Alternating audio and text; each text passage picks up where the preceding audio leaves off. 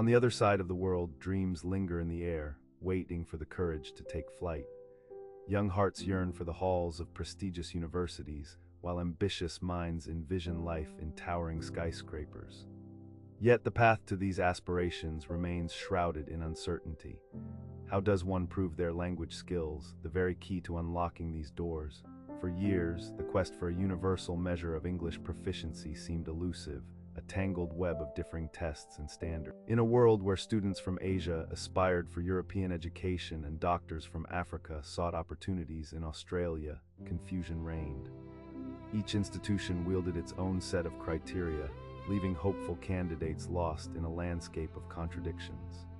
Some would face essay prompts, while others engaged in brief conversations. The lack of a common standard felt like navigating a dark... In the United Kingdom, the English Proficiency Test Battery, known as the EPTB, emerged. With its focus on grammar and vocabulary, it failed to reflect the reality of communication. It was an outdated relic, ignoring the essential skills needed for understanding lectures or engaging in meaningful dialogue. As the late 1970s approached, a surge of international students flooded into the UK and Australia, revealing a stark truth.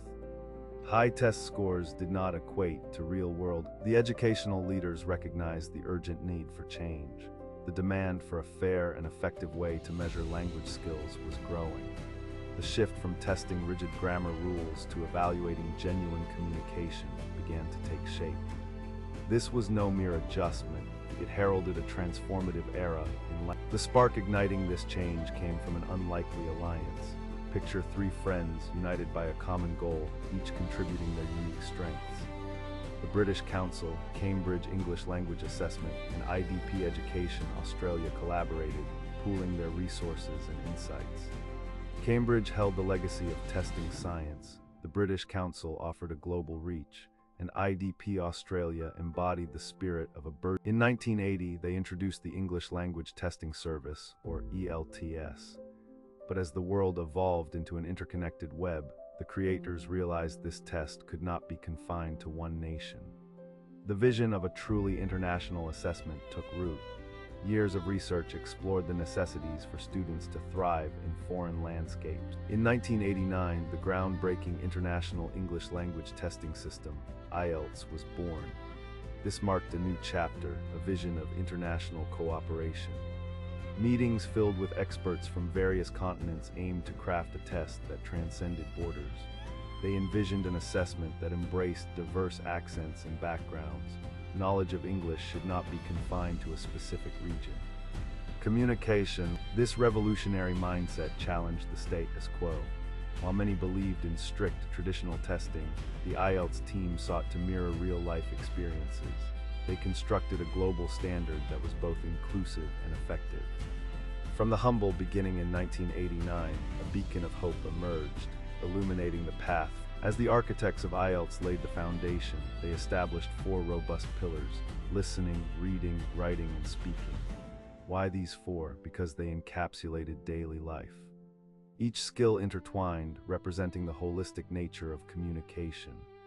Recognizing that students had varied aspirations, they created two distinct pathways. The academic path prepared students for the rigors of higher education, challenging them with complex texts and analytical writing.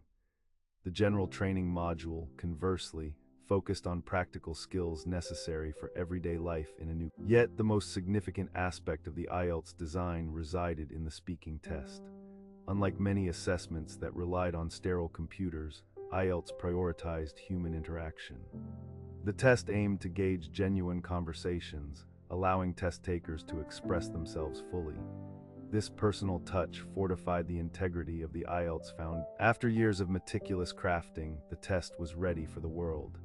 Initially, its reach was limited, but gradually, like the dawn breaking over the horizon, its reputation blossomed.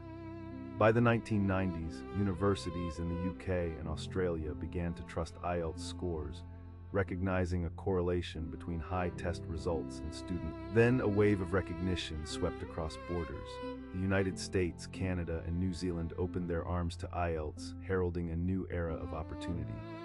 One test could now unlock doors to multiple destinations, eliminating the need for a patchwork of assessments.